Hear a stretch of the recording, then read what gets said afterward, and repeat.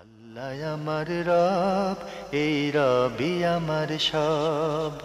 দামে দামে তন মনে তারি অনুভব। তোমার দুনিয়াতে আমি যেদিকে তাকাই, অথই নিয়ামতে ডুবে আছি সবাই।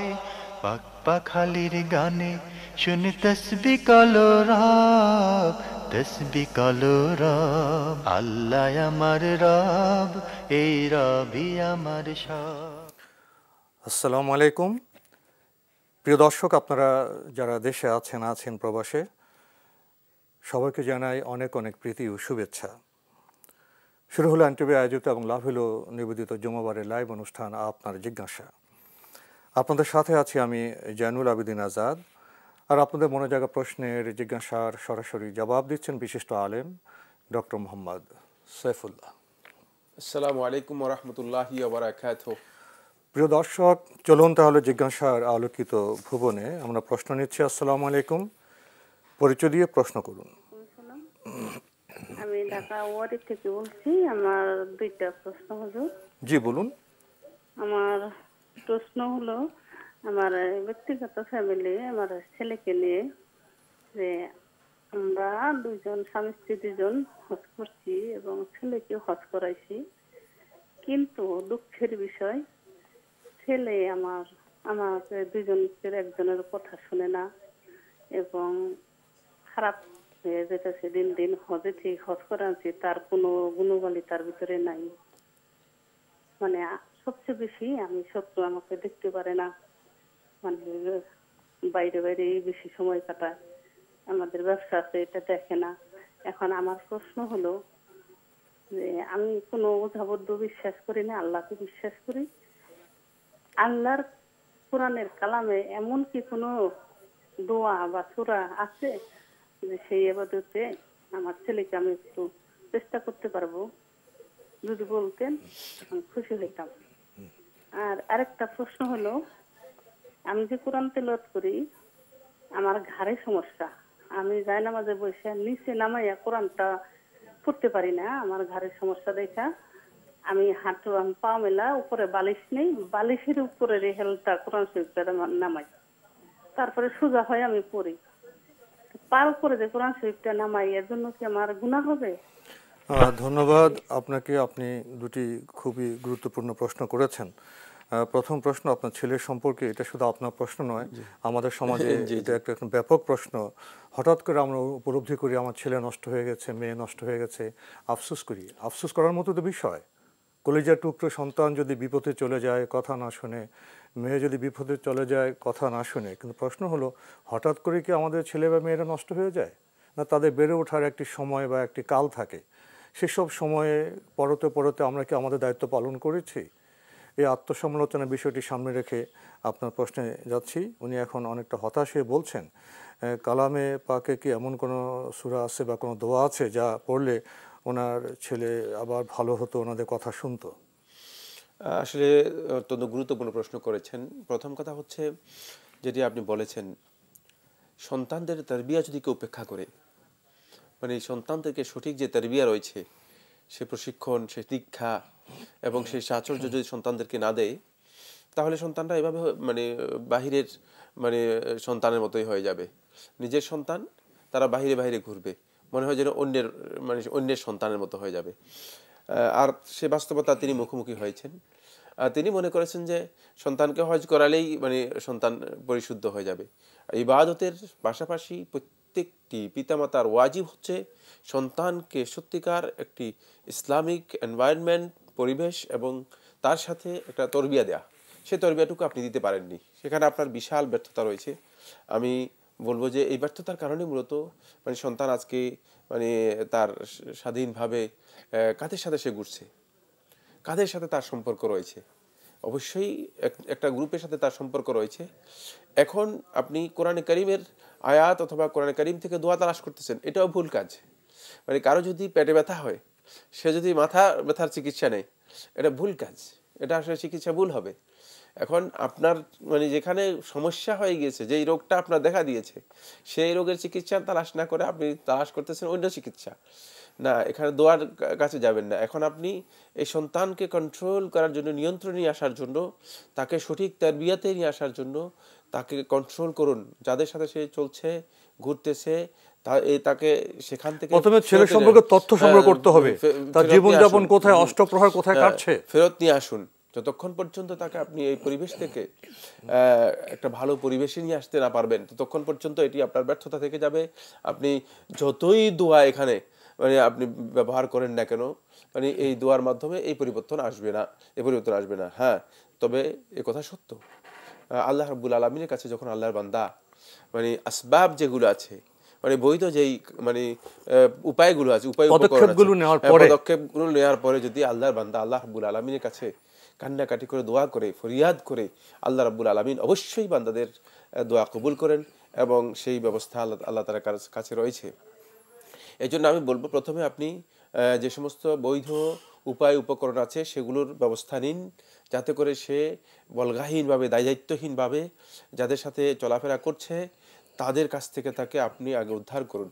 আগে একটা পরিবেশে নিয়ে আসুন যেটি বৈধ পরিবেশ, এবং যে পরিবেশের মাধ্যমে সে মূলত সত্যিকার একটা তারবিয়া পেতে পারে, একটা মানে এমন দীক্ষা পেতে পারে যার মাধ্যমে সে বুঝতে পারে, উপলব্ধি করতে পারে যে আমি আসলে একজন নাগরিক, আমি একজন দায়িত্বশীল হতে হবে, আমাকে পজিটিভ হতে হবে, আমি এভাবে ঘোরাফেরা করলে চলবে না, কারণ আমি দায়িত্বহীন লোক নয়, বলগাহীন লোক নয়।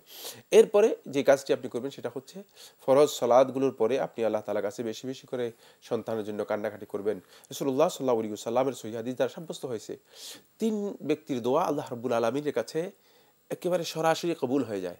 তার মধ্যে রাসূলুল্লাহ সাল্লাল্লাহু আলাইহি ওয়াসাল্লাম বলেছেন, দাওয়াতুল ওয়ালিদি লিওয়ালাদিহি, পিতার দোয়া অথবা জননীর দোয়া সন্তানের জন্য আল্লাহ রাব্বুল আলামিনের কাছে গ্রহণযোগ্য হয়ে যায়। এটি সহিহ হাদিস দ্বারা সাব্যস্ত হয়েছে। সুতরাং সেক্ষেত্রে আপনি আল্লাহ তাআলার কাছে দোয়া করবেন বেশি বেশি করে, যে আল্লাহ সুবহানাহু ওয়া তাআলা যেন আপনার সন্তানকে তার মানে মতের মধ্যে পরিবর্তন দেয় এবং সে যেন সঠিক। আমাদের লাইনে অনেক প্রশ্ন, কিন্তু এই বিষয়টি নিয়ে আরো অনেক কথা ছিল। আমরা তো সন্তানকে অনেক কিছু উপহার দেই, অনেক যত্ন করি, অনেক অর্থ করি, খরচ করি, কিন্তু আমরা, এটা অবাক ব্যাপার যে মুসলিম উম্মার সদস্যরা এই কথাটি আমরা আজকাল বোধহয় ভুলে গেছি। সন্তানের জন্য কি শ্রেষ্ঠ উপহার উত্তম তালিম তরবিয়াত নয় পিতামাতার? আচ্ছা, এই বিষয়টি ভুলে যাওয়ার কারণে আজকে বোধহয় আমরা বিপদে পড়ছি। আমরা ওনার দ্বিতীয় প্রশ্নটি দ্রুত সেরে আমরা অন্য প্রশ্নে যাব। উনি প্রশ্ন করেছেন ওনার শারীরিক সমস্যা আছে, হাঁটুর সমস্যা আছে, ওনার ঘাড়ের সমস্যা আছে। তো উনি যেভাবে কোরআনটা পড়েন, হাঁটুর উপর একটা বালিশ দেন, তারপর রেহাল দিয়ে পড়েন, এতে কোনো সমস্যা হবে না? এতে কোরআন তেলাওয়াতের কোনো সমস্যা নেই, এটি জায়েজ রয়েছে, গুনাহগার হবে না ইনশাআল্লাহ তাআলা। কারো সমস্যা থাকলে আল্লাহ সুবহানাহু ওয়া তাআলা প্রত্যেকটা কাজকেই সহজ করে দেন। তেমন তার নিয়তের উপর তো সব নির্ভর করে। আমরা প্রশ্ন নিচ্ছি। আসসালামু আলাইকুম, প্রিয় দর্শক, আপনার পরিচয় দিয়ে প্রশ্ন করুন। হ্যালো, আসসালামু আলাইকুম। ওয়ালাইকুম আসসালাম। আমি ঢাকা থেকে বলছি। জি বলুন। জি, আমার দুটো প্রশ্ন ছিল। জি। প্রথম প্রশ্ন হলো যে এখনকার সময়ে অনেকের তো ছেলে মেয়ে হয় না, তো তারা তো অনেক ছেলে মেয়ে দত্তক নিয়ে থাকে অন্যজনের থেকে। হ্যাঁ, তো সে সন্তানকে যদি না জানানো হয় তার পিতামাতা, আসল পিতামাতা, জন্মদাতা পিতামাতা কে, তো সেক্ষেত্রে সেই ছেলে মেয়ে যে বাবা মার জন্য দোয়া করবে, এই দোয়াটা যে যিনি হচ্ছে জন্মদাতা পিতামাতা, এই দোয়াটা তার জন্য মানে আল্লাহর কাছে কবুল হবে নাকি যিনি লালিত পালিত করেছে তার জন্য কবুল হবে? এটা হচ্ছে আমার প্রথম প্রশ্ন। হ্যাঁ, আর আমার দ্বিতীয় প্রশ্ন হচ্ছে যে আল্লাহ তাআলা তো বলে দিয়েছে যে মানে বেগানা পুরুষ পরপুরুষের সঙ্গে দেখা করা নিষেধ। তো সেক্ষেত্রে আমাদের বাসায় যদি আমার স্বামীর ছোট ভাই, দেবর, ওর সে যদি থাকে, তো তার সামনে তো আমার যাওয়া জায়েজ নেই, তবুও তো মানে সে আমাদের বাসায় থাকতেছে, তার সামনে যেতে হচ্ছে, তার সঙ্গে কথাবার্তা বলতে হচ্ছে, তো এক্ষেত্রে কি আমার গুনাহ হবে? আমি চাচ্ছি না, তারপরেও এটা আর কি করতে হচ্ছে, তো এক্ষেত্রে কি আমার গুনাহ হবে? এই দুইটা প্রশ্নের জবাব দিলে খুব আপনাকে। আপনি খুবই গুরুত্বপূর্ণ দুটি প্রশ্ন করেছেন। প্রথম প্রশ্ন দত্তক প্রসঙ্গে। জি জি। যে এই দত্তক যাকে নেওয়া হয় তার তো যেটা অরিজিনাল পিতামাতা রয়েছে এবং তারা পালছেন। এখন যদি সে দোয়া করে বাবা মার জন্য, সে দোয়াটা কোন বাবা মা পাবে? খুবই গুরুত্বপূর্ণ প্রশ্ন করেছেন। আসলে মানে দত্তক যেই বলেন না কেন, মানে তার মানে প্রকৃত পিতামাতাই মানে এরাই হচ্ছে পিতামাতা, মানে এরাই হচ্ছে তার মানে জনক এবং জননী। আর যারা লালন পালন করেছেন তারা মানে জনক এবং জননী নন, মূলত লালন পালনকারী। এদেরকেও মানে অনেকটা পিতামাতার স্ট্যান্ডার্ড মানে ধরা হয়ে থাকে। সেক্ষেত্রে অবশ্যই সন্তান যদি মানে দোয়া করে থাকে, এই দোয়া মানে উভয় পক্ষই পেতে পারে, কারণ দুই পক্ষের হক করলে তো সবার জন্য করতে পারে, দোয়া করলে তো কমে যায় না কিছু না। মানে এখানে ব্যাপার হচ্ছে মানে উভয় পক্ষেরই হক রয়েছে, মানে মূল পিতামাতারও হক রয়েছে, আবার যারা লালন পালন করেছেন পিতামাতার ভূমিকায় যারা অবতীর্ণ হয়েছেন বড় ধরনের হক মানে তাদের রয়ে গিয়েছে। এই হকটুকু যদিও মানে পরবর্তীতে এসেছে, কিন্তু এটা গুরুত্বপূর্ণ হক, তার গোটা জীবনটাই তো তাদের মাধ্যমেই বড় হয়েছে। এই জন্য অবশ্যই এর সওয়াব অথবা এর প্রতিদান পিতামাতাও পাবে এবং যারা লালন পালন করেছেন তারাও পাবেন, কোনো সন্দেহ নেই। আর সে সকলের জন্য দোয়া করতে পারে, মানে পিতামাতার জন্য দোয়া করতে পারে, এদের জন্য দোয়া করতে পারে। দুঃখিত, আপনার দ্বিতীয় প্রশ্নটি আমাদের সামাজিক প্রেক্ষাপটে খুবই গুরুত্বপূর্ণ। পরিবারে তো স্বামী স্ত্রী থাকে, আরও সদস্যরা থাকে, শ্বশুর শাশুড়ি থাকতে পারেন, দেবর ননদও থাকতে পারেন। আপনার প্রশ্ন দেখা দিয়েছে দেবর প্রসঙ্গে। আপনার বাসায় দেবর থাকে, তো দেবর থাকলে তো অনেক প্রয়োজন থাকে, খাওয়া দাওয়া, কথাবার্তা ইত্যাদি। একটি হলো কথাবার্তা বললে কি গুনাহ হবে, নাকি ইসলামের সীমা লঙ্ঘন করে কথাবার্তা দেখা সাক্ষাৎ করলে গুনাহ হবে, কোনটা হবে? না, এখানে মানে যদি বাসার মধ্যে মানে বেগানা পুরুষ আপনি উল্লেখ করে দিয়েছেন দেবর থাকে, আপনি যদি পর্দার সাথে সেখানে কথাবার্তা বলেন এবং শালীন সংযত পর্দার মাধ্যমে মানে চলাফেরা করেন, এতে গুনাহ হওয়ার কোনো কারণ নেই। কিন্তু যদি মানে সেখানে পর্দা লঙ্ঘন হয় ইসলামী শরীয়তের বিধান অনুযায়ী, তাহলে অবশ্যই গুনার বিষয় আসবে এবং সেখানে গুনাহ হবে, কোনো সন্দেহ নেই। এক্ষেত্রে মানে পর্দা লঙ্ঘন না করেই সংযত চেষ্টা করা, প্রয়োজনীয় কথাবার্তা, প্রয়োজনীয় কথাবার্তা লেনদেন করা তো শুধু দেবর নয়, কথাবার্তা তো বাহিরের লোকদের সাথেও প্রয়োজনীয় কথা বলা যায় রয়েছে। কথাবার্তার মাসআলা নয়, মাসআলা হচ্ছে এখানে পর্দা লঙ্ঘন হচ্ছে কিনা। যদি ইসলামী শরীয়তের পর্দা লঙ্ঘন হয় থাকে তাহলে অবশ্যই আপনি গুনাহগার হবেন, আর যদি পর্দা লঙ্ঘিত না হয় তাহলে গুনার বিষয় নেই এখানে। আমরা জানলাম। প্রিয় দর্শক, প্রশ্ন নিচ্ছি। আসসালামু আলাইকুম, পরিচয় দিয়ে প্রশ্ন করুন। আসসালামু আলাইকুম। ওয়ালাইকুম আসসালাম। জি, আমার তিনটা প্রশ্ন ছিল, একটু জি বলুন। এটা তো এনটিভি আপনার জিজ্ঞাসাতে না? জি আপনি বলুন, আপনি ঠিক জায়গায় প্রশ্ন করেছেন, আপনি প্রশ্নটি করলেই হয়। ও আচ্ছা, আমার প্রথম প্রশ্ন হলো ওই যে আমাদের মানে মা অথবা ভাবিরা যে নিয়ত করে আপনার বাচ্চার জন্য, বাচ্চা অসুস্থ হয় রোজা রাখার জন্য নিয়ত করে, অথবা খাসি কুরবানি দেয় কেউ অসুস্থ হলে, এটা করা যাবে কিনা? জি। আর দ্বিতীয় প্রশ্ন হলো ওই যে আমাদের নামাজে দাঁড়ানোর সময়, একামত দেওয়ার সময় যে আমরা একামত দিই যখন, তখন ওই যে হযরত মুহাম্মদ সাল্লাল্লাহু আলাইহি ওয়াসাল্লাম নাম নেয়, তখন ওই যে বুড়া আঙ্গুল মুখে দিয়ে আবার চোখে দেয়। জি। এটা আর সালাম ফিরানোর পরই মানে মাথায় হাত দেয় আর কি, এটা কি দেওয়া যাবে কিনা? জি। আর কোনো প্রশ্ন আছে? ধন্যবাদ আপনাকে। প্রথম প্রশ্ন, ওনার ভাষায় মায়েরা ভাবিরা যে বিভিন্ন সময় নিয়ত করেন বাচ্চা অসুস্থ হলে রোজা রাখবো, খাসি কোরবানি করবো ইত্যাদি, এগুলি কি করা যায়? হ্যাঁ, এটাকে নজর বলা হয়ে থাকে, মানত বলা হয়ে থাকে। এ ধরনের মানত যদি কেউ করে থাকেন তাহলে এটা অবশ্যই করতে হবে, আদায় করতে হবে। ওয়াল ইউফু যুরাহুম, তারা যেন তাদের মানত পূরণ করে। আল্লাহ সুবহানাহু ওয়া তাআলা মানত পূরণ করতে নির্দেশ দিয়েছেন, কিন্তু মানত করতে রাসূলুল্লাহ সাল্লাল্লাহু আলাইহি ওয়াসাল্লাম উদ্বুদ্ধ করেননি। মানে মানত করাটা ইসলামী শরীয়তে করা যায়, কিন্তু এটা উৎসাহব্যঞ্জক না, এটা মানে এটার জন্য উৎসাহিত করা হয়নি। সুতরাং মানত না করাটাই হচ্ছে সুন্নাহ, কিন্তু যদি করেন তাহলে অবশ্যই পূরণ করতে হবে, কারণ হচ্ছে এটা আল্লাহর জন্য আপনি মানত করেছেন, সুতরাং আল্লাহ রাব্বুল আলামিনের হক এর সাথে জড়িত হয়ে গিয়েছে।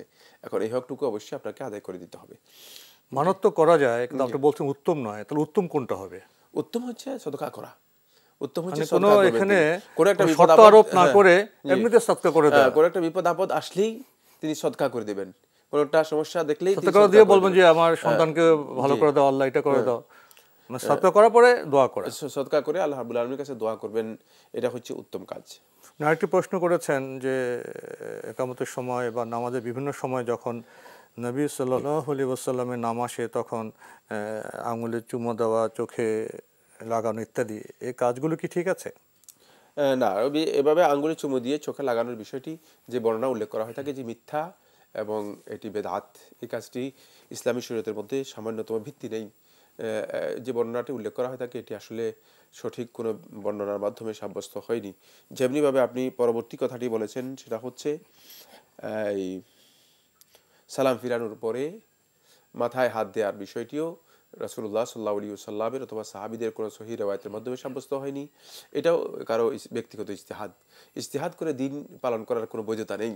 কারণ ইবাদত হতে হলে অবশ্যই ইবাদতের জন্য দলিল থাকতে হবে, যেহেতু দলিল নেই সুতরাং এই ধরনের ইবাদত যদি কেউ করেন তাহলে তিনি বেদাতে লিপ্ত হলেন। আর বেদাতের সর্বনিম্ন স্ট্যাটাস, সর্বনিম্ন মানে হুকুম হচ্ছে বেদাত হারাম এবং বেদাত অভিশপ্ত একটি কাজ। আল্লাহ রাসূল সাল্লাল্লাহু আলাইহি ওয়াসাল্লাম বেদাত থেকে আমাদেরকে বিরত থাকতে নির্দেশ দিয়েছেন। আমরা জানলাম। প্রিয় দর্শক, প্রশ্ন নিচ্ছি। আসসালামু আলাইকুম, পরিচয় দিয়ে প্রশ্ন করুন। আমি মিশু বলছি চিত্রম থেকে। জি বলুন। আমার প্রশ্ন দুইটা, একটা হচ্ছে 100 বার সুবহানাল্লাহ পড়লে কি 1000 নেকি পাওয়া যায়, মাফ গুনাহ মাফ হয় 100, এরকম কোনো ইয়ে আছে, হাদিস আছে? আমি একটু আর দ্বিতীয় প্রশ্ন হচ্ছে টাকলু, ছেলেদের যে টাকলু নিচে কাপড় পরে ওটা কি হারাম?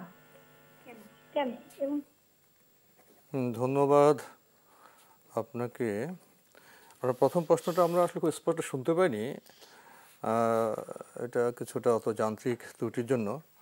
তবে যতটা আমরা বুঝতে পেরেছি যে 100 বার সুবহানাল্লাহ পড়লে কি 1000 নেকি হয় এবং গুনাহ মাফ হয়, ঠিক আছে কিনা এই বক্তব্য? উনি যে বর্ণনাটি উল্লেখ করেছেন 100 বার সুবহানাল্লাহ যদি কেউ বলেন তাহলে তার 1000 নেকি হবে, 1000 গুনাহ মাফ হয়ে যাবে মর্মে, এটি সহিহ কোনো বর্ণনার মাধ্যমে সাব্যস্ত হয়নি। তবে সুবহানাল্লাহ তো আমরা জানি এটা অনেক বড় মানে একটি জিকির। রাসূলুল্লাহ সাল্লাল্লাহু আলাইহি ওয়াসাল্লাম থেকে সহিহ মুসলিমের হাদিসের মধ্যে সাব্যস্ত হয়েছে সুবহানাল্লাহি ওয়া আলহামদুলিল্লাহি তামলাউল মিজান ওয়া তামলাউ মা বাইনাস সামাই ওয়াল আরদ। সুবহানাল্লাহ, আলহামদুলিল্লাহ, এই জিকিরগুলো এমন পর্যায়ের যে এগুলো মিজানকে ভরপুর করে দিবে, পরিপূর্ণ করে দিবে। আসমান এবং জমিনের অনেক ওজন, অনেক ভারী হবে। আসমান এবং জমিনের মধ্যে যে ফাঁকা জায়গা আছে এই ফাঁকা জায়গা পুরোটাই সওয়াবের মাধ্যমে পরিপূর্ণ হয়ে যাবে। সুতরাং সুবহানাল্লাহ এটা অত্যন্ত গুরুত্বপূর্ণ একটি মানে জিকির, এটি করতে পারেন, অসুবিধা নেই। তবে এখানে ওই টেক্সট, ওই 1000 টেক্সট, ওই নির্দিষ্ট বর্ণনার যে মানে বর্ণনাটুকু, এই বর্ণনাটুকু সহিহ রিওয়ায়াতের মাধ্যমে সাব্যস্ত হয়নি। ওনার দ্বিতীয় প্রশ্ন টাকনুর নিচে কাপড় পরা প্রসঙ্গে। টাকনুর নিচে কাপড় পরার বিষয়টি রাসূলুল্লাহ সাল্লাল্লাহু আলাইহি ওয়াসাল্লাম নিষেধ করেছেন। মা আসফালাল কা'বাইনি ফাহুয়া ফিন্নার। হাদিসের মধ্যে রাসূলুল্লাহ সাল্লাল্লাহু আলাইহি ওয়াসাল্লাম বলেছেন টাকনুর নিচে যেটা পড়বে সেটা হারাম। তবে এটা সকলের জন্য নয়, এটা শুধুমাত্র পুরুষদের জন্য নির্দেশনা। খেয়াল রাখতে হবে যে এটাকে আবার মানে হয়তো কমন করে নিয়ে সেটা মহিলাদের জন্য টাকনুর নিচে অনুমতি দেওয়া হয়েছে। কতটুকু অনুমতি দেওয়া হয়েছে?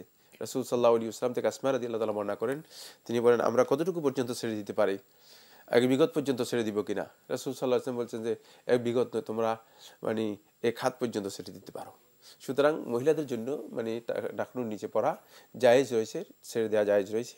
এটি শুধুমাত্র পুরুষদের জন্য নিষেধ করা হয়েছে। এবং রাসূলুল্লাহ সাল্লাল্লাহু আলাইহি ওয়াসাল্লামের এখানে 6টি হাদিস রয়েছে যেগুলোর মধ্যে ওয়াঈদ এসেছে, অর্থাৎ শুধুমাত্র মানে রাসূল সাল্লাল্লাহু আলাইহি জাহান্নামের কথা বলছেন তা নয়, নিষেধ করেছেন তা নয়, বরং ওয়াঈদ এসেছে। ওয়াঈদ হচ্ছে লা ইয়ানজু সালাসাতুন লা ইয়ানজুরুল্লাহু ইলাইহিম ইয়াউমাল কিয়ামাহ, 3 দল লোকের দিকে আল্লাহ রাব্বুল আলামিন কিয়ামতের দিন তাকাবেন না। ওলা ইউযাক্কিহিম, এবং তাদেরকে পবিত্র করবেন না। তোর মধ্যে একজন হচ্ছে আল মুসবিল ইজারাহু তাহতাল কাব, ওই ব্যক্তি যে ব্যক্তি তার মানে লুঙ্গিকে অথবা কাপড়কে টাকনুর নিচে মানে ছেড়ে দেয়। সুতরাং এটি অত্যন্ত কঠিন একটা আল্লাহ রাসূল সাল্লাল্লাহু আলাইহি ওয়াসাল্লামের পক্ষ থেকে মানে কঠিন নির্দেশনা, তাই সতর্ক থাকতে হবে, এটি পুরুষদের জন্য হারাম করে সন্তান। আমরা জানলাম। প্রিয় দর্শক, প্রশ্ন নিচ্ছি। আসসালামু আলাইকুম, পরিচয় দিয়ে প্রশ্ন করুন। ওয়ালাইকুম আসসালাম, আমি ঢাকা থেকে মুন্নি বলছিলাম। জি বলুন। জি, আমার একটি প্রশ্ন ছিল। আমার প্রশ্নটি হচ্ছে যে পিরিয়ড চলাকালীন সময়ে তো আমরা জানি যে কোরআন হাদিসের কোরআন হাদিস পড়া যাবে না মেয়েদের। তো এক্ষেত্রে কি ইসলামিক যে বইগুলো আছে আমরা যেগুলো মোবাইলে অ্যাপের মাধ্যমে পড়ে থাকি সেগুলো কি আমরা অ্যাপ থেকে পড়তে পারবো, যেগুলোর ভিতরে কোরআনের আরবি আয়াত উল্লেখ আছে? ধন্যবাদ আপনাকে। প্রশ্ন তো পেয়েছেন? প্রশ্ন পেয়েছি। তিনি বলেছেন যে পিরিয়ডের সময় যদি কোরআন হাদিস পড়া যাবে না, এক্ষেত্রে যদি বিভিন্ন অ্যাপস থেকে ইসলামিক যে সমস্ত বুকস আছে সেগুলো পড়লে এটা জায়েজ হবে কিনা?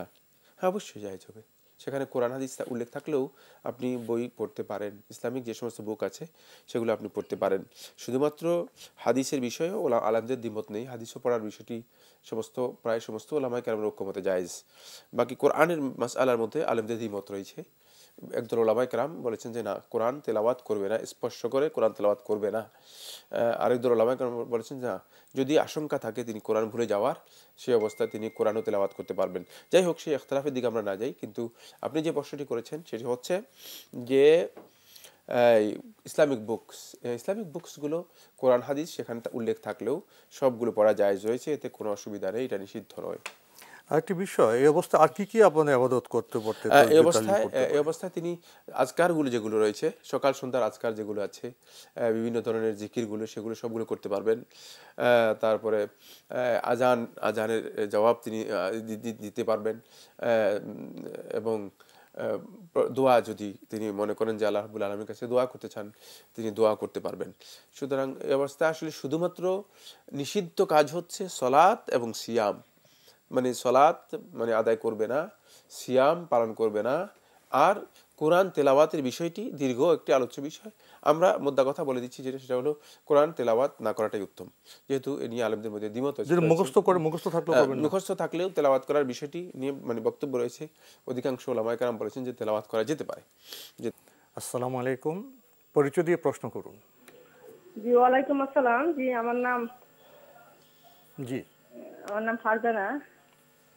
জি, আমার একটা প্রশ্ন ছিল যে বাড়ির বউ কাউকে না বলে সে বাড়ি ছেড়ে চলে গেছে, এক মাস বা এক মাসের কিছু বেশি সে বাহির থেকে এসেছে। এখন কথা হলো সে কার সঙ্গে গেছে না গেছে সেটা আমরা জানি না, কিন্তু এখন বাসায় আসছে, আবার আসার পরে তার স্বামীও মেনে নিচ্ছে, শ্বশুর শাশুড়ি সবাই মেনে নিচ্ছে। এখন কি তার হাতে ভাত খাওয়া বা তার রান্না খাওয়া এটা কি হারাম হবে, বা সংসারটি করা হারাম হবে তার স্বামীর সঙ্গে? আচ্ছা, আপনার পরিচয় কি? আপনি ওই বউয়ের কি হন? আমি ওই বউয়ের ননদ হই। আচ্ছা, ধন্যবাদ আপনাকে। আর কোনো প্রশ্ন আছে? আরেকটা প্রশ্ন হলো, নামাজের মশলা সামনে দিয়ে কি যাওয়া আসা করা যাবে?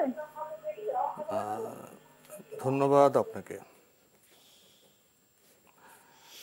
ননদ প্রশ্ন করেছেন। জি জি, বউ না বলে বাড়ি চলে গেছেন এবং কিছুদিন পর আবার বাসায় ফিরে এসছেন, স্বামী মেনে নিয়েছেন। এখন ননদের প্রশ্ন হলো, ও বউয়ের রান্না করা খাওয়া দাওয়া ভাত এগুলো কি চলবে? অসুবিধা কিসের? তিনি রান্না করলে, তিনি হারাম কিছু রান্না না করলে খেতে কোনো আপত্তি নেই, খাওয়া জায়েজ, এতে কোনো অসুবিধা নেই। আর বাকি তিনি যদি অপরাধ করে থাকেন এর জন্য তিনি আল্লাহ রাব্বুল আলামিনের কাছে জবাবদিহি করবেন। যেহেতু স্বামী মেনে নিয়েছে এবং 1 মাস বাহিরে ছিলেন, বাহিরে চলে গিয়েছেন, তাদেরকে মান অভিমান সেটা স্বামী স্ত্রী ভালো জানেন। জি, সেটা স্বামী বলতে পারবেন যে এটা আসলে কি, কেন গিয়েছেন বা কি হয়েছে। সুতরাং সেক্ষেত্রে আপনি যদি তিনি রান্না করে এটা খেতে কোনো আপত্তি নেই, খাওয়া জায়েজ। তিনি যেটা রান্না করবেন হালাল, এগুলো সর্বাবস্থায় খাওয়া জায়েজ রয়েছে। ওনার দ্বিতীয় প্রশ্ন, নামাজের যে আপনার জায়নামাজ যেটা, তার সামনে দিয়ে কি যাওয়া আসা করা যায়? হ্যাঁ, জায়নামাজ বলতে নামাজে মুসল্লির বরাবর সামনে যেখানে তিনি সিজদা দিয়ে থাকেন, এই সিজদার বাহিরে দিয়ে যদি কেউ অতিক্রম করে যান, এটা তার জন্য জায়েজ রয়েছে। যতটুকু সিজদার জায়গা রয়েছে ততটুকু সিজদার জায়গার মাঝখান দিয়ে যেতে পারবেন না, এটা নিষিদ্ধ।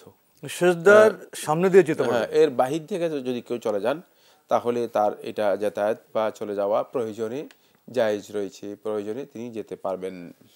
আমরা জানলাম। প্রিয় দর্শক, প্রশ্ন নিচ্ছি। আসসালামু আলাইকুম, পরিচয় দিয়ে প্রশ্ন করুন। জি, পরিচয় দিয়ে প্রশ্ন করুন। ময়মনসিংহ থেকে বলছি আর কি। জি বলুন।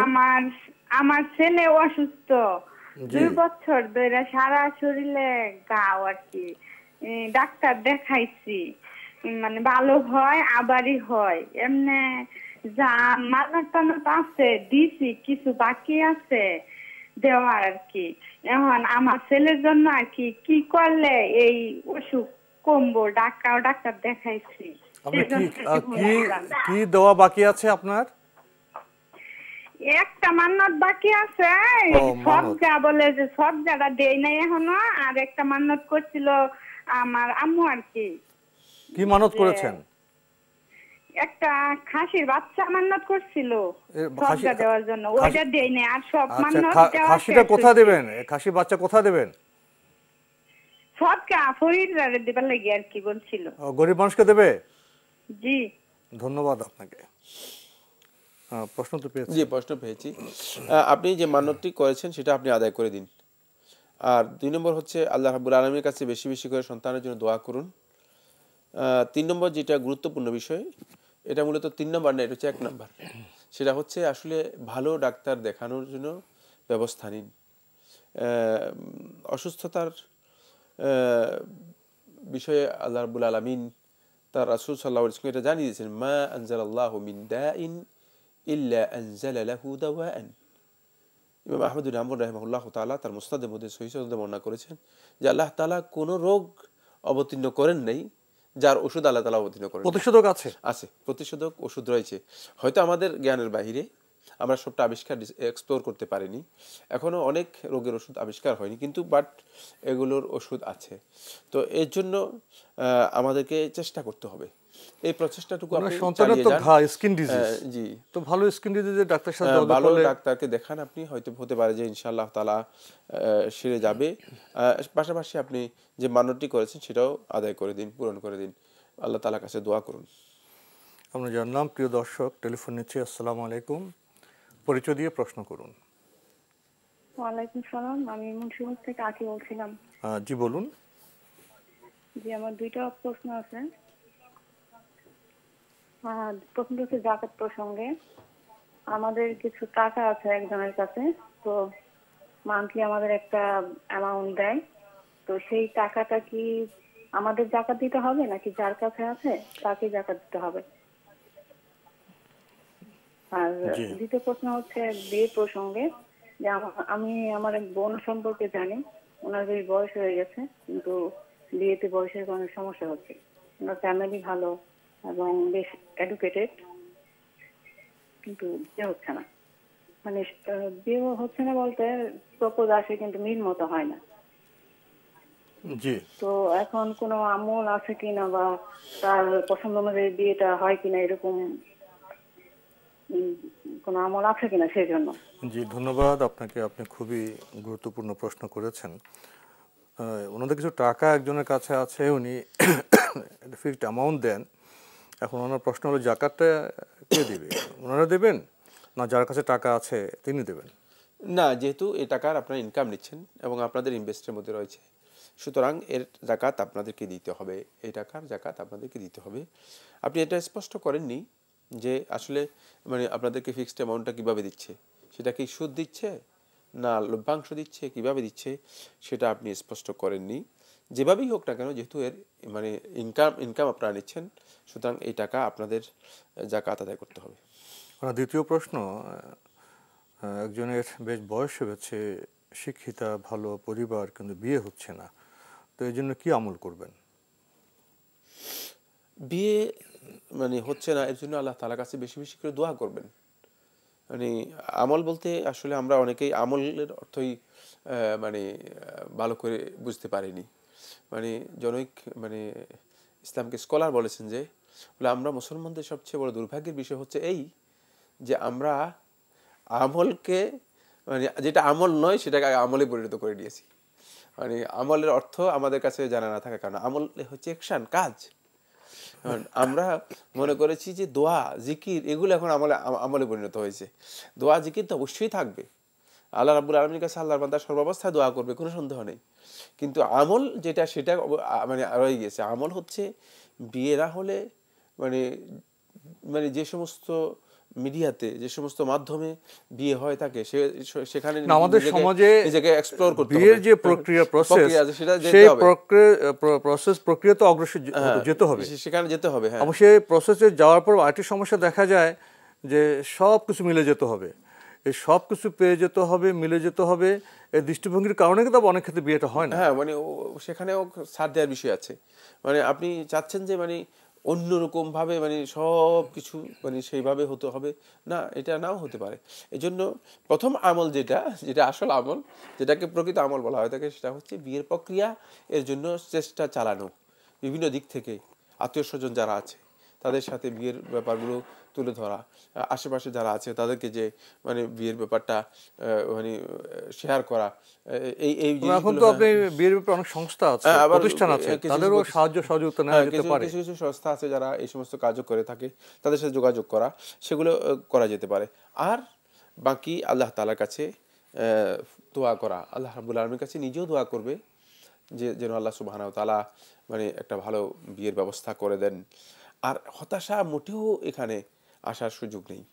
কোনো কারণে বিয়ে দেরি হলো এর জন্য আল্লাহর উপর অসন্তুষ্ট হয়ে যাওয়া, অথবা আল্লাহ রাব্বুল আলামিন সম্পর্কে খারাপ ধারণা করা, অথবা নিজে মানে হতাশ হয়ে যাওয়া, এই কাজগুলো একেবারেই হারাম। মানে আপনি একেবারে নিশ্চিন্তে থাকুন, অবশ্যই আল্লাহর ফয়সালা এখানে রয়েছে, আল্লাহর ফয়সালা যেটা রয়েছে সেটা আপনার কল্যাণে রয়েছে, এটা আপনি নিশ্চিত থাকুন। সুতরাং সেইভাবে আপনি চিন্তা করুন, তাহলে দেখবেন যে আপনি অগ্রসর হতে পারছেন এবং আপনার দুশ্চিন্তা কেটে যাচ্ছে। আমরা জানলাম। প্রিয় দর্শক, টেলিফোন নিচ্ছি। আসসালামু আলাইকুম, পরিচয় দিয়ে প্রশ্ন করুন। আসসালামু আলাইকুম। ওয়ালাইকুম আসসালাম। আমি জিয়াউর রহমান, লালপুর, নাটোর। জি ভাইয়া বলুন। আমার দুইটা প্রশ্ন। জি। এক নম্বর হচ্ছে কবরস্থানে ওই সূরা কোরআন শরীফ দেখে কি তেলাওয়াত করা জায়েজ আছে কি? মাঝে মাঝে আমার কবরে আমি মাঝে মাঝে যাই, সূরা ইয়াসিন তেলাওয়াত করি, দেখে ছোট সূরার বই থেকে পড়ি আর কি। দ্বিতীয় প্রশ্ন। দ্বিতীয় হচ্ছে ওই অসুস্থ জনিত অনেক সময় বা ওই বেতের নামাজ এক রাকাত যদি পড়ি, এটা নিয়মটা কি? ধন্যবাদ আপনাকে। আসলে কবরস্থানে গিয়ে কি আমল করবেন, কি করবেন, এ নিয়ে অনেক প্রশ্ন। আমাদের এই ভাইয়ের প্রশ্ন হলো কোরআন তেলাওয়াত করা যাবে কিনা, উনি দেখে দেখে সূরা ইয়াসিন পড়েন কবরস্থানে গিয়ে আত্মীয় স্বজনের জন্য, এটা ঠিক আছে কিনা? ধন্যবাদ। কবরস্থানে কবরস্থ ব্যক্তি যাদের কবর দেওয়া হয়েছে, মৃতদেরকে আপনি যতই চেষ্টা করেন সূরা ইয়াসিন শোনানোর জন্য, আপনি শোনাতে পারবেন না। আল্লাহ সুবহানাহু ওয়া তাআলা কোরআনে কারীমে তার রাসূলকে বলে, ইন্নাকা লা তুসমিউল মাউতা, আপনি কখনো মৃতদেরকে শোনাতে পারবেন না। রাসূলকে লক্ষ্য করে বলতেছেন। রাসূল যেখানে মৃতদেরকে শোনাতে পারবে না, সেখানে আপনি কবরস্থানে গিয়ে মৃতদেরকে সূরা ইয়াসিন শোনানোর কাজটি একেবারেই ভুল কাজ। এটা একেবারেই ভুল কাজ। কবরস্থানে কোরআন তিলাওয়াতের জায়গা নয়। কবরস্থানে কবরস্থ যারা আছে, মৃত ব্যক্তিদের জন্য দোয়া করার জায়গা। এখানে মৃত ব্যক্তিদের জন্য দোয়া করতে পারেন। যদি কোনো কারণে আপনি কবরস্থানে যান, কবরস্থানে গেলে তাহলে আপনি মৃত ব্যক্তিদের জন্য দোয়া করবেন। রাসূল সাল্লাল্লাহু আলাইহি ওয়াসাল্লাম যেভাবে শিক্ষা দিয়েছেন, আসসালামু আলাইকুম আহলা দিয়ারি মিনাল মুমিনিনা ওয়াল মুসলিমিন, ইন্না ইনশাআল্লাহু বিকুম লালাহিকুন, নাসআলুল্লাহ লানা ওয়া লাকুমুল আফিয়া, আল্লাহুম্মা গফিরিল মুস্তাকদিমিনা মিন্না ওয়াল মুস্তাখিরিন। বিভিন্ন ধরনের দোয়া যেগুলো রাসূলুল্লাহ সাল্লাল্লাহু আলাইহি ওয়াসাল্লাম শিক্ষা দিয়েছেন, সেই দোয়াগুলো আপনি সেখানে পড়বেন। মানে ওই ব্যক্তিদের জন্য যারা মানে মৃত, যাদের এখন অনেক সমস্ত আমল বন্ধ হয়ে গিয়েছে, এখন তারা কিছু যদি দোয়া পাঠান তাদের জন্য, তারা এর মাধ্যমে উপকৃত হবে।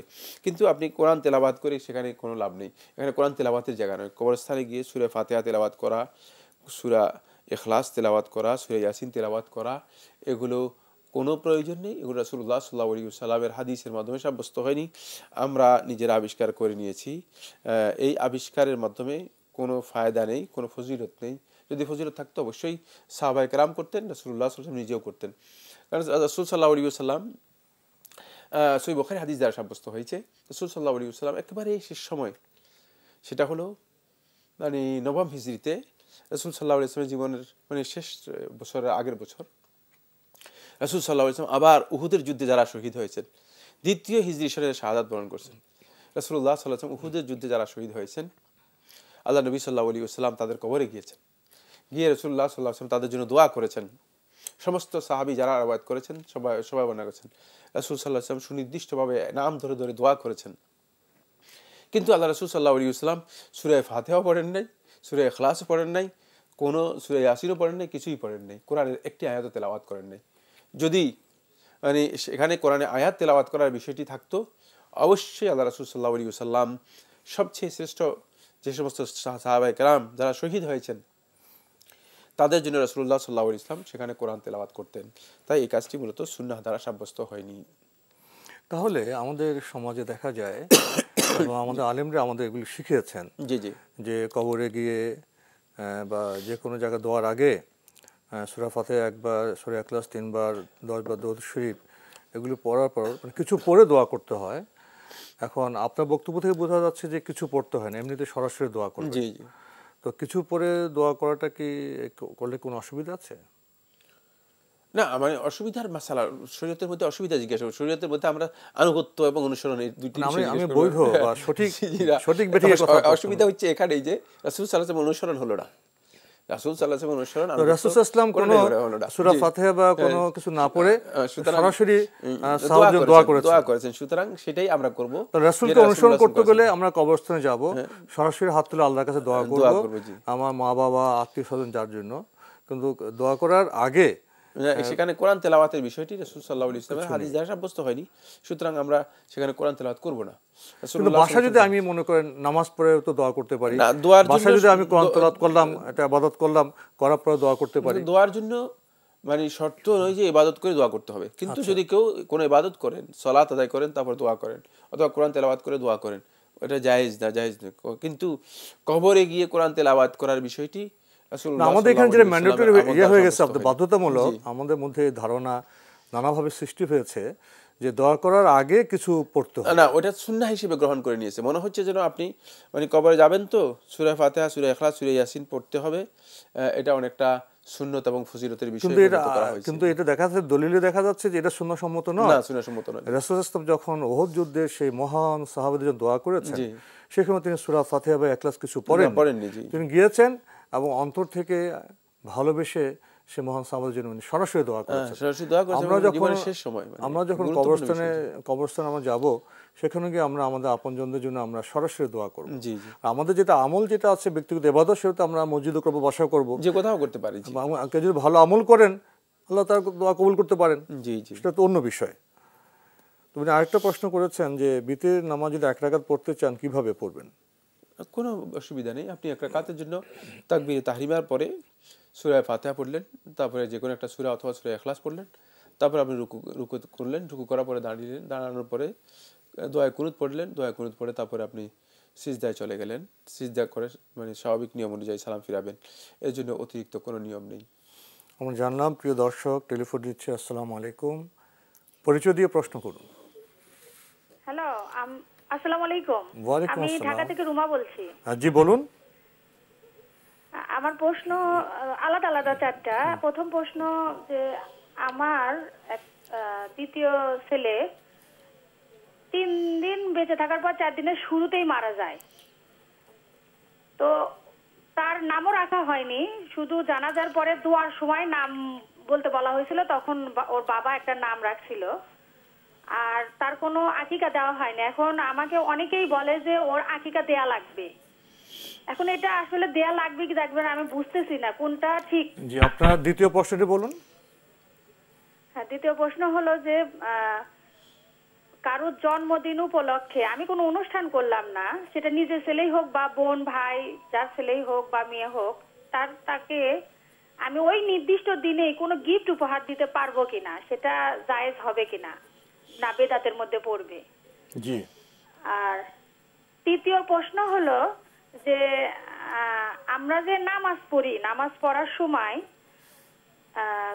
প্রথম 4 রাকাত সুন্নতের সময় যে প্রত্যেকবার ফাতিহার সময় আমরা একটা করে সূরা পড়ি, সেই সূরাগুলো কি এলোমেলো করে পড়া যাবে নাকি ঠিক মানে সিরিয়ালি সূরাগুলো দিতে হবে একটার পর একটা, মানে যেটা যার পরে যেটা আছে? আমার হাজবেন্ড বলে যে একটার পর একটা দিতে হবে, প্রথম 4 রাকাতে দিলে পরের 4 রাকাতে এলোমেলো পড়লেও হবে, মানে তারা মসজিদে নাকি এরকম করে পড়ে। এখন আমরা তো বাসায় পড়ি, জানি না আসলে কোনটা। জি, আপনার আর কোনো প্রশ্ন আছে?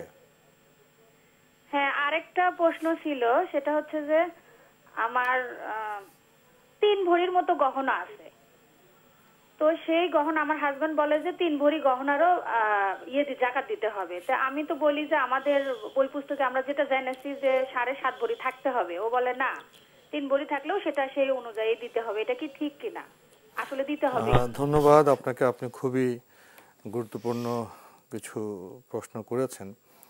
তো আপনার প্রথম প্রশ্ন হলো, ওনার শিশু সন্তান 4th দিনে ইন্তেকাল করেছে, নামও ঠিক রাখা হয়নি, কিন্তু জানাজার সময় নাম একটা বলা হয়েছে, আকিকা হয়নি। এখন কেউ কেউ বলছেন আকিকা দিতে হবে, মানে আকিকার মাসলাটি কি হবে? না, এর জন্য আকিকা দেওয়ার প্রয়োজন নেই, এখন আর আকিকা দেওয়ার প্রয়োজন নেই। ইউআক্কু আনহু ইয়াউমা সাবিহি, এই হাদিস থেকে বোঝা যাচ্ছে যদি মানে 7ম দিনের আগে যদি কারো মৃত্যু হয়ে যায় তাহলে তার আকিকা না দিলেও কোনো অসুবিধা নেই, তার আকিকা না দিলেও কোনো অসুবিধা নেই, আকিকা দিতে হবে না। ওনার দ্বিতীয় প্রশ্ন হলো, কারো জন্মদিনে কোনো অনুষ্ঠান নয়, কিন্তু কাউকে জন্মদিন উপলক্ষে যদি কোনো গিফট দেওয়া হয়, এটা কি বেদাত হবে? না, বেদাত হবে না, কিন্তু এই কাজটি জন্মদিন পালন করার যদিও নয়, কিন্তু মানে জন্মদিনের সাথে সম্পৃক্ত থাকার কারণে উচিত নয় এ ধরনের কাজে নিজেকে লিপ্ত করা। মানে এর আগেও দিতে পারেন, পরেও দিতে পারেন, শিশুকে যে কোনো সময় গিফট দেওয়া যেতে পারে, গিফট দেওয়া যেতে পারে, কিন্তু এটা বেদাত হবে না। বাকি আমরা মানে এই কাজ করব না, বনি ইসরায়েলের মতো মানে মাসালা বের করার সুযোগ নেই। কারণ বনি ইসরায়েলকে আল্লাহ রাব্বুল আলামিন নির্দেশ দিয়েছেন যে তোমরা শনিবারের দিন মাছ শিকার করবে না। তো তারা শনিবারে মাছ শিকার না করে তারা শনিবারে মানে পানি দিয়ে পানি বন্ধ করে রাখতো, মানে জাল দিয়ে বন্ধ করে রাখতো, মাছ শিকার করতো না, রোববারে গিয়ে শিকার করতো। সুতরাং আমরা যখনই কোনো বিষয়ে মানে শরীয়তের কোনো বিষয় আসবে সেখানে কৌশল অবলম্বন না করার চেয়ে উত্তম হচ্ছে যে কোনো অন্যকে যে কোনো সময় আপনি গিফট, এমনিতে শিশুদের তো গিফট দেওয়াটা ভালো, গিফট দিতে পারেন। জি, উনি আরও প্রশ্ন করেছেন, ওনারা যখন নামাজ পড়েন বা 4 রাকাত নামাজ পড়েন, সেখানে তো আবার সূরা মেলাতে হয়, তো এলোমেলো করে সূরা মেলাতে পারবেন না সিরিয়াল মেনটেন করতে হবে? উত্তম হচ্ছে সিরিয়াল মেনটেন করা, উত্তম হচ্ছে সিরিয়াল মেনটেন করা। কিন্তু যদি কেউ এলোমেলো, এলোমেলো বলতে কি বোঝায়, মানে আগে পরে মানে আগে 1 সূরা পড়া পড়ে না, এটা এলোমেলো বলে না। মানে প্রত্যেক রাকাতের মধ্যে আপনি 1 সূরাও পড়তে পারেন, কিছু আয়াতও পড়তে পারেন, এটি জায়েজ, কোনো অসুবিধা নেই, এটাকে এলোমেলো বলা হয় না। মানে সিরিয়াল মেনটেন না করলে এলোমেলো নয়, না, এটা এলোমেলো না। আপনার যেটা ভালো লাগছে সে সূরাটা পড়ছেন। প্রত্যেক রাকাতের মধ্যে আপনি যতটুকু সম্ভব কোরআন তেলাওয়াত করবেন। জি, এটাকে এলোমেলো বলা হয় না, এলোমেলো কথাটি শুদ্ধ নয়। এখানে আপনি যতটুকু সম্ভব তেলাওয়াত করবেন, মানে সিরিয়ালও পড়া যাবে উত্তম, তবে সিরিয়াল মেনটেন না করেও পড়া যাবে, না করে পড়তে পারবেন, কোনো অসুবিধা নেই। ওনার শেষ প্রশ্ন, ওনার 3 ভরি গহনা আছে, ওনার স্বামী বলছেন যে 3 ভরি গহনার জাকাত দিতে হবে, আর উনি বলছেন উনি যে লেখাপড়া করেছেন সেখানে তো 7.5 ভরির বিষয়টি আছে, এখন কোনটি সঠিক? ঠিকই বলেছেন, স্বর্ণের জন্য নিসাব প্রয়োজন রয়েছে, নিসাব হচ্ছে 7.5 ভরি। এখন আপনার স্বামী 3 ভরির জন্য কিভাবে মানে জাকাত ওয়াজিব করে দিচ্ছেন আমি জানি না। স্বর্ণের, ওনার স্বামীর বক্তব্য তো দলিল ভিত্তিক নয়। হ্যাঁ, স্বর্ণের নিসাব হচ্ছে 7.5 ভরি। এটা 7.5 ভরি পরিমাণ যদি কারো কাছে থাকে, 85 গ্রাম পরিমাণ স্বর্ণ কারো কাছে থাকলে, সেটা যদি ব্যবহৃত না হয়ে থাকে তাহলে তার জাকাত আসবে।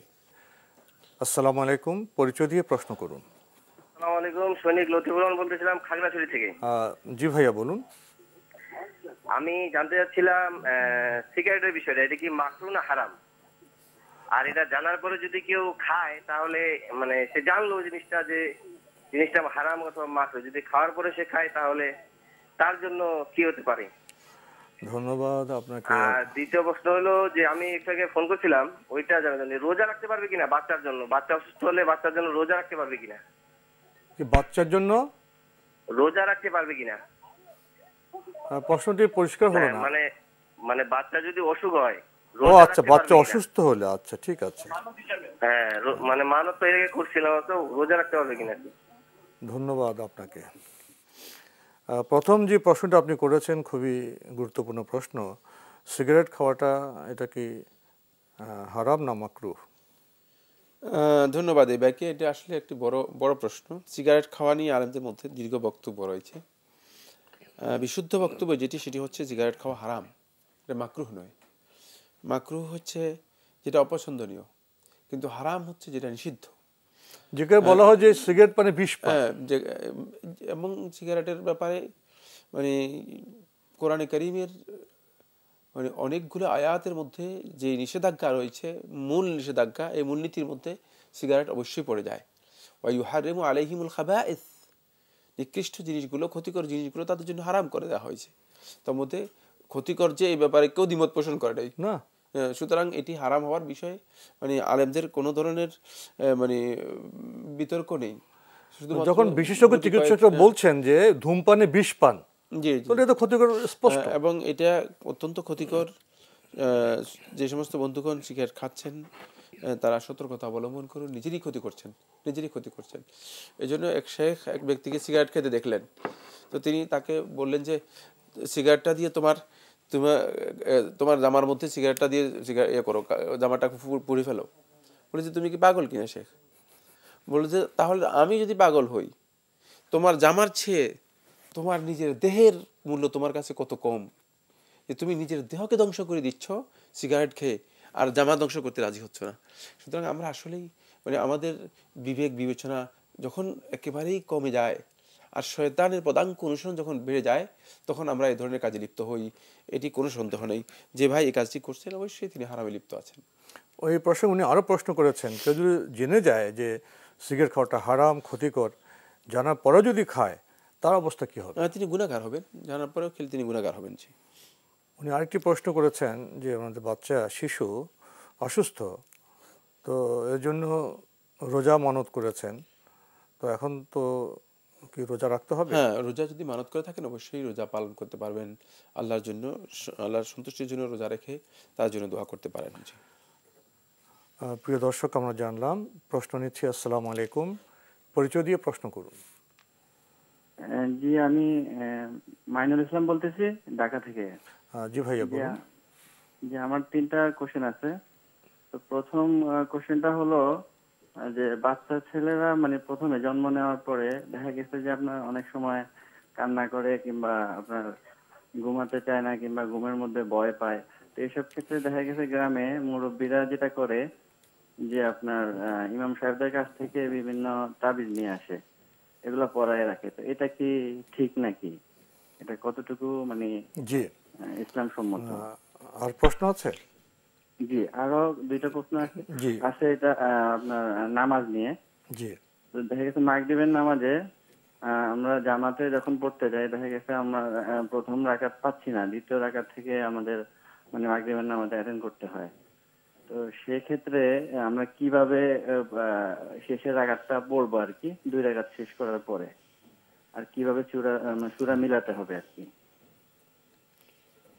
জি। আরেকটা কোশ্চেন হলো যে 4 রাকাত নামাজের ক্ষেত্রে যদি আমরা জামাতে পড়ি, প্রথম 2 রাকাত ধরেন যে আমরা মিস করলাম, পরের 2 রাকাত আমরা ইমাম সাহেবের সাথে পড়ে নিলাম, তো সেক্ষেত্রে শেষের 2 রাকাতে কিভাবে আমরা মানে শেষ করব আর কি, নিজে নিজে পড়ে কিভাবে শেষ করব, সেক্ষেত্রে কি সূরা মিলাতে হবে কিনা? ধন্যবাদ আপনাকে। আপনি বেশ কয়েকটি গুরুত্বপূর্ণ প্রশ্ন করেছেন। প্রথম প্রশ্ন শিশুদের প্রসঙ্গে। দেখা যায় শিশুদের জন্মের পরে কান্না করে, শিশুদের বেড়ে ওঠার ক্ষেত্রে অনেকগুলো বিষয় আছে এবং ভয়ও পায়। তো এই অবস্থায় দেখা যায় গ্রামে বা সমাজে অনেকেই হুজুরের কাছে যান, তিনি তাবিজ দেন, তাবিজ পড়ানো হয়। এই কাজ কি ঠিক আছে? ধন্যবাদ। না, এই কাজটি ঠিক নেই। তাবিজ দিবেন না তিনি। রাসূলুল্লাহ সাল্লাল্লাহু আলাইহি ওয়াসাল্লামের যে রুকিয়া শারঈয়া রয়েছে, মানে শরিয়া সম্মত যে ঝাড়ফুঁক আছে, এগুলো হাদিসের মধ্যে রয়েছে, এগুলো সহিহ দোয়ার বইগুলোর মধ্যে রয়েছে। আপনি কিতাবুল আজকার ইমাম নবী রহমতুল্লাহ আলাইহি এর মধ্যে দেখবেন, আজকারুল ইয়াউমি ওয়াল লাইলা ইবনে সুন্নি রাহমাহুল্লাহ তাআলা তার কিতাবের মধ্যে দেখবেন, কিতাবুদ দাওয়াতুল কবির ইমাম বাইহাকি, ইমাম বাইহাকির এই কিতাবের মধ্যে দেখবেন। তারপরে হিসনুল মুসলিম শেখ আলী ইবনে সাঈদ ইবনে ওয়াহাব আল কাহতানি তার বইয়ের মধ্যে দেখবেন। এ ধরনের আরও অনেক বই রয়েছে। রুকিয়া শারঈয়া নামেও একটা বই রয়েছে, আব্দুল ওয়াহিদ আল বালির লেখা। মানে এইগুলোর মধ্যে মানে রাসূল সাল্লাল্লাহু আলাইহি ওয়াসাল্লাম যেই ট্রিটমেন্ট দিয়েছেন, বিভিন্ন দোয়া রয়েছে, সেগুলো পড়ে তাদেরকে ফু দিবে, অথবা সেগুলো পড়ে তাদেরকে পানি দিবে এবং পানি খাওয়াবে, অথবা পানি দিয়ে তাদের গায়ে মুছে দিবে। এটা করবে, কিন্তু তাবিজ দিবে না। যে বন্ধুগণ তাবিজ দিচ্ছেন তারা এই কাজটি শরিয়া সম্মত কাজ করছেন না, কারণ এখানে তাবিজের বিষয়টি রাসূলুল্লাহ সাল্লাল্লাহু আলাইহি ওয়াসাল্লামের হাদিস দ্বারা সাব্যস্ত হয়নি, বরং তাবিজ ঝুলানোকে আল্লাহ নবী সাল্লাল্লাহু আলাইহি ওয়াসাল্লাম শিরকি কাজ হিসেবে আখ্যায়িত করেছেন। তাবিজের সাথে মূলত শিরকের একটা সম্পর্ক রয়ে গিয়েছে। সুতরাং তাবিজ যারা দিচ্ছেন তারা ভুল কাজ করতেছেন। সুন্নাহ অনুযায়ী রুকিয়া শরিয়া করার কথা ছিল, মানে শরীয়ত যে সমস্ত রুকিয়াকে অনুমোদন দেয় সেটা করার কথা ছিল, সেটা না করে তারা উল্টা কাজ করছেন। তাই এটা সংশোধন করতে হবে। আরো ফোনে যাব, আরো দুটি প্রশ্ন রয়ে গেছে নামাজ প্রসঙ্গে। মাগরিবে 1 রাকাত পাননি, কিভাবে পড়বেন? এবং 4 রাকাত বিশিষ্ট নামাজে 2 রাকাত পাননি, প্রথমে কিভাবে নামাজ শেষ করবেন? এই প্রশ্নটি একটাই প্রশ্ন, সেটা হচ্ছে আপনি যখন সালাতে অংশগ্রহণ করবেন তখন ইমামের সাথে যে রাকাত পড়বেন সেটা আপনার প্রথম রাকাত। সালাত তো পিছন দিক থেকে শুরু হয় না, সালাত পিছন দিক থেকে, ওইটা আপনার প্রথম রাকাত। এরপরে আপনি বাকি রাকাতগুলো পূর্ণ করে নেবেন। ইমামের দ্বিতীয় রাকাত হতে পারে কিন্তু আপনার প্রথম রাকাত, আপনার প্রথম রাকাত। ইমামের তৃতীয় রাকাত হতে পারে কিন্তু আপনার প্রথম রাকাত। রাকাত। উনি প্রথম রাকাত পেলেন, বাকি রাকাতগুলো তিনি যেভাবে পূরণ করেন পূর্ণ করে নেবেন। জি, আমরা জানলাম। প্রিয় দর্শক, টেলিফোন নিচ্ছে। আসসালামু আলাইকুম, পরিচয় দিয়ে প্রশ্ন করুন। আসসালামু আলাইকুম ওয়া রাহমাতুল্লাহ। ওয়ালাইকুম আসসালাম। ধন্যবাদ আপনাদের দুজনকে। আমি ডক্টর ওয়াদুদ পল্লবী থেকে বলছি। আমার কিছু দৈনন্দিন কাজে ধর্মীয় আচার আচরণ বা প্র্যাকটিস করার সময় একটু কনফিউশন হয়, সে ব্যাপারে। 1 নম্বর, বিভিন্ন কাজে আমাদেরকে দেশ বিদেশে যেতে হয় এবং নন মুসলিম দেশেও সেমিনার সিম্পোজিয়ামের জন্য আমরা যাই। সেক্ষেত্রে দেখা যায় যে ওখানে ঠিক নামাজ পড়ার ওই ধরনের সুযোগ থাকে না, কিন্তু আমরা তো জোহর এবং আসর আমরা কসর পড়বো। দেখা গেল কাজের জন্য বা মিটিং সেমিনার থাকার সময় জোহর আর আসরের সময়টাও পার হয়ে মাগরিবের সময় চলে আসলো। সেক্ষেত্রে আমি যদি জোহর আর আসর পড়তে চাই, আমি কি 2 রাকাত পড়েই আদায় করব, না এটা কিভাবে আদায় করতে হবে? 2 নম্বর প্রশ্ন, আমরা যেমন তাসবিহ তাহলিল করি, সুবহানাল্লাহ, আলহামদুলিল্লাহ, আল্লাহু আকবার, লা ইলাহা ইল্লাল্লাহ ওয়াহদাহু লা শারীকা লাহু লাহুল মুলকু ওয়া লাহুল হামদু ওয়া হুয়া আলা কুল্লি শাইইন কাদির, এগুলা যখন পড়ব বা অন্যান্য দোয়া পড়ব, সেক্ষেত্রে ওযু থাকাটা বাঞ্ছনীয় কিনা? 3 নম্বর প্রশ্ন হচ্ছে, অনেক সময় আমি ডাক্তার মানুষ, আমার কাজে থেকে এসে রাত দেরি হয়ে যায়, আমি এশার নামাজ পড়ি, পরে 1:30 2টার দিকে আমি তাহাজ্জুদ এবং বেতর পড়ে শুয়ে পড়ি, আবার ফজরের সময় উঠি। সেক্ষেত্রে যদি অনেক সময় আমার মনে হয় যে আমার বেতরটা আমি আদায় করতে পারবো না বা তাহাজ্জুদটা আদায় করতে পারবো না, আমি যদি এশার পর বেতের পড়ে ফেলি এবং এরপরে যদি দেখা গেল যে না, আমি আবার তাহাজ্জুদ পড়ার সময় পেয়ে গেলাম 1:30 2টার দিকে, সে সময় তাহাজ্জুদ আদায় করে আমি আবার বেতর পড়তে হবে না, দরকার নেই। এবং 4 নম্বরটা হচ্ছে যে ধরেন আমার বাৎসরিক একটা জাকাত হয়, আমরা রমজানের মাসে সেই জাকাত আদায় করি এবং এটা ভালো অ্যামাউন্ট হয়। অনেক সময় রমজান মাসে বেশ কিছু খরচ চলে আসে, সে সময় জাকাতের বোঝা বা অন্যান্য বোঝাটা একটু বেশ মনে হয়। সেক্ষেত্রে ধরেন জাকাতের এই পয়সাটা যদি আমি সারা বছরে ভাগ ভাগ করে দিই, যেমন হলো যে কেউ একজন বিপদগ্রস্ত লোক আসলো, মেয়ের বিয়ে দিয়ে দিতে পারছে না, তার ছেলেকে স্কুল কলেজে ভর্তি করানোর পয়সা নেই, এগুলো ভাগ করে করে আমি কি ওই সময় জাকাতের এই অঙ্কটা, জাকাত রমজান মাসে যখন দিব, এই অঙ্কটা ওইখান থেকে মাইনাস করে রাখতে পারবো কিনা? বিধর্মীদেরকেও কি জাকাত দেওয়া যাবে? ধন্যবাদ আপনাকে। আপনি অনেকগুলো গুরুত্বপূর্ণ প্রশ্ন করেছেন, আমরা চেষ্টা করব আপনার প্রশ্নগুলোর জবাব দেওয়ার জন্য। আপনি বলছেন যে আপনি পেশাগতভাবে চিকিৎসক, ডাক্তার, দেশে বিদেশে যেতে হয় সেমিনার সিম্পোজিয়ামে। অনেক সময় যে পরিবেশ পরিস্থিতিতে পড়েন, এটা হয় বাস্তব জীবনে, যে নামাজ পড়াটা অনেক সময় খুব সহজ হয়ে যায়, অনেক সময় খুব কঠিন হয়ে যায়, এবং সফরের সময় বিশেষ করে। তো সেখানে দেখা যায় আপনি জোহর আসর কীভাবে পড়বেন, জোহর আসর মিস হয়ে যায়, আসর পড়তে পারেননি কিন্তু মাগরিবের সময় চলে আসে। তো ওনার এই যে সমস্যা, সেখানে নামাজ পড়ার বিধান কেমন হতে পারে? খুবই গুরুত্বপূর্ণ প্রশ্ন করেছেন। প্রথম কথা হচ্ছে, জোহর আসর এবং মাগরিব এশা মুসাফির ব্যক্তির জন্য এই সালাতগুলোর মধ্যে কসরের সুযোগ রয়েছে। কসর বলা হয় তাকে 4 রাকাত বিশিষ্ট সালাতকে 2 রাকাত করে আদায় করা, এটাকে বলা হয় তাকে কসর। ঠিক এই 4টি সালাতের মধ্যে কসরের সাথে মুসাফির ব্যক্তির জন্য জমায়ের সুযোগ রয়েছে। জমা কাকে বলা হয় তাকে? জমা হচ্ছে মানে 2 ওয়াক্ত সালাতকে 1 ওয়াক্তের মধ্যে আদায় করা, 2 ওয়াক্ত সালাতকে 1 ওয়াক্তের মধ্যে আদায় করা। সেক্ষেত্রে আপনি জোহর এবং আসরকে একসাথ করে জোহরের ওয়াক্তে আদায় করতে পারবেন, জোহর এবং আসরকে একসাথ করে আসরের ওয়াক্তে আদায় করতে পারবেন। তাহলে আপনি একটা লং টাইম পেয়ে যাচ্ছেন। জোহর আপনার যদি মানে এখন বর্তমান সময় জোহরের সময় হয়ে থাকে মানে 11:30 32-এ, তো 11:30-32 থেকে আপনি সূর্যাস্ত পর্যন্ত, যখন জোহরে আপনি মানে জোহর এবং আসর পড়ে নেবেন, তাহলে সূর্যাস্ত পর্যন্ত লং টাইম আপনার হাতে চলে আসবে বিশেষ সমস্যাগত অবস্থায়। হ্যাঁ, সেক্ষেত্রে আপনি সমস্ত কাজ করতে পারবেন, কোনো অসুবিধা নেই। নামাজের এই ব্যবস্থাপনার বিষয়টি জানতে হবে, এটা শরীয়ত এভাবে অনুমোদন দিয়েছে এবং এটা খুবই সহজ পদ্ধতি মুসাফিরের জন্য, মুসাফির ব্যক্তির জন্য। ঠিক অনুরূপভাবে যদি দেখেন যে আপনি মাগরিব এবং এশা তো আপনার এই সমস্যা হতে পারে, সেক্ষেত্রে আপনি মাগরিব এবং এশার ওয়াক্তে গিয়ে আদায় করেন। এশার সর্বশেষ ওয়াক্তে গিয়ে আদায় করতে পারবেন, আপনার জন্য জায়েজ রয়েছে। 12টায় আপনি গিয়ে আদায় করলেন, তাহলে সেখানে মাগরিবকে এশার সাথে যুক্ত করে একসাথে আদায় করলেন। সেটা পিছিয়ে আদায় করা যেতে পারে, সেটা মাগরিবের ওয়াক্তেও আদায় করা যেতে পারে। অ্যাডভান্স মানে এটাকে তাকদিম বলা হয় থাকে, আর ডিলে সেটা হচ্ছে তাখির, মানে দেরি করে আদায় করতে পারেন। দুইটাই ইসলামী শরীয়তের মধ্যে জায়েজ রয়েছে। আপনি এই জিনিসটা খেয়াল রাখেন, যদি এটা খেয়াল রাখেন তাহলে আপনি সেটা ম্যানেজ করতে সালাতের জন্য আপনার সুবিধা হবে। কিন্তু হতে পারে যে, মানে এখানে খুবই আরেকটি বিষয় বলছি, হতে পারে যে এমন আশগাল মানে এমন একটা সমস্যা লেগে গিয়েছে যে কারণে আপনি আসলে জোহর, আসর, মাগরিব, এশা কোনটাই পড়তে পারেননি। মানে হতে পারে যে আপনি হয়তো লং টাইম সফরের মধ্যে মানে পড়ে গিয়েছেন, মানে সফরের জ্যামের মধ্যে পড়ে গিয়েছেন, সমস্যার মধ্যে পড়ে গিয়েছেন, কোনোটাই আপনি আদায় করতে পারেন নাই। এরকম যদি অবস্থার মানে মুখোমুখি হন, তাহলে আপনি এই 4 ওয়াক্ত সালাত আদায় করবেন, মুসাফির হিসেবে আপনি কসর করবেন। যখন আদায় করবেন তখন 4 ওয়াক্ত সালাত তারতিব অনুযায়ী, ধারাবাহিক সিরিয়াল অনুযায়ী আদায় করবেন, কিন্তু আপনি সেটা কসর করবেন যখনই মানে সাথে সাথে যখনই আপনার সেই সুযোগ আসবে। এটা বিশেষ অসুবিধার অবস্থায় কিন্তু উনি চমৎকার গুরুত্বপূর্ণ কিছু প্রশ্ন করেছিলেন, কিন্তু আমাদের সমস্যা হলো সময় একেবারে শেষের দিকে, আমাদের দ্রুত যেতে হবে। উনি আরো প্রশ্ন করেছেন যে তাসবিহ তাহলিলের সময় কি ওযু থাকা দরকার? না, ওযু দরকার নেই, ওযু ছাড়া করা যাবে। উনি আরো বললেন প্রশ্নে যে রাতে অনেক সময় পেশাগত কারণে দেরি হয়, বাসায় ফিরতে নামাজে দেরি হয়, তখন এশা বেতের উনি এশার সাথে বিতে পড়ে নিতে পারেন কিনা, এবং যদি পড়ে নেন পরে আবার উঠে গেলেন, তাহাজ্জুদ পড়ার সুযোগ আছে, সময় আছে, উনি তখন আবার তাহাজ্জুদ পড়ে আবার বেতর পড়তে পারবেন কিনা? না, এশার সাথে আপনি যখন বিতির আদায় করে নেবেন তখন আপনি তাহাজ্জুদের জন্য জাগলে শুধু তাহাজ্জুদ পড়বেন আর বিতির পড়বেন না।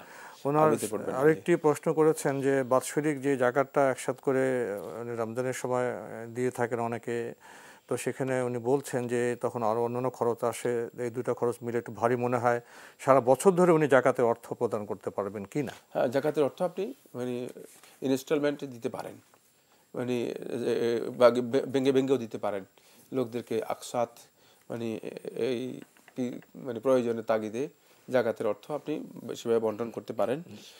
তবে এটা হিসাব কষে ফাইনাল করতে হবে, হিসাব থাকতে হবে, হিসাব কষে ফাইনাল করতে হবে। আমরা আরও সময় পেলে এই বিষয়ে আরও কথা বলতে পারতাম, কিন্তু সময়ের কারণে আমরা আজকে আর অগ্রসর হতে পারছি না, প্রশ্ন নিতে পারছি না। প্রিয় দর্শক, তবে আপনাদের অবগত জন্য জানাতে পারি আপনার জিজ্ঞাসা অনুষ্ঠানটি সপ্তাহে রবি, সোম, মঙ্গল, বুধ এই 4 দিন বিকেল 5:30 সম্প্রচার হয়ে থাকে। ওইসব অনুষ্ঠানে আপনাদের মনে জায়গা প্রশ্ন চিঠির মাধ্যমে, ইমেলের মাধ্যমে পাঠাতে পারেন। আমাদের ঠিকানা পরিচালক আপনার জিজ্ঞাসা, এনটিভি, বিএসএসসি ভবন, 7ম তলা, 102 কাজী নজরুল ইসলাম এভিনিউ, কারওয়ান বাজার, ঢাকা 1215। ইমেল অ্যাড্রেস আপনার জিজ্ঞাসা @ntbbd.com। এছাড়া আপনারা আমাদের অনুষ্ঠান এনটিভি অনলাইনেও দেখতে পারবেন, ভিজিট করুন www.ntbbd.com। ইউটিউবে এবং আমাদের ভেরিফাইড ফেসবুক পেজে অনুষ্ঠান দেখতে পারবেন। প্রিয় দর্শক, সবশেষে রয়েছে গ্রন্থ পরিচিতি। আমাদের আজকের গ্রন্থের নাম উমর ইবনুল খাত্তাব রাদিয়াল্লাহু তাআলা আনহু, এর লেখক আব্দুল মালিক মুজাহিদ।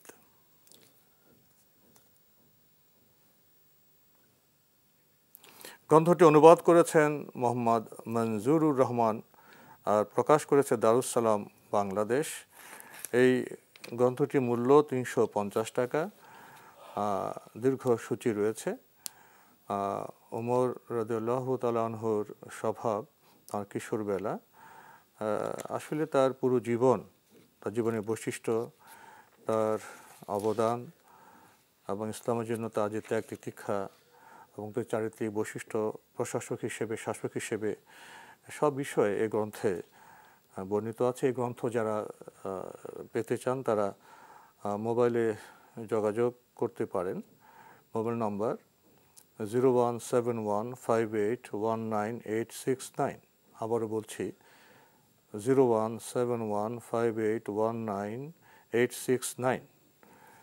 ওমর ইবনুল খাত্তাব রাদিয়াল্লাহু তাআলা আনহু।